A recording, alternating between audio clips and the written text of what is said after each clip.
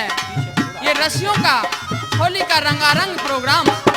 जी हाँ साथियों, ये रंगारंग प्रोग्राम आप सोनोटेक कैसेट कंपनी के माध्यम से सुन रहे हैं, जिसमें कलाकार हैं नरदेव सिंह बेनीवाल एवं हमारे सभी साथी भाई।